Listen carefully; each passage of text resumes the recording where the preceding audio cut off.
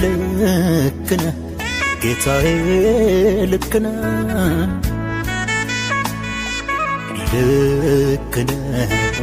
ልክነ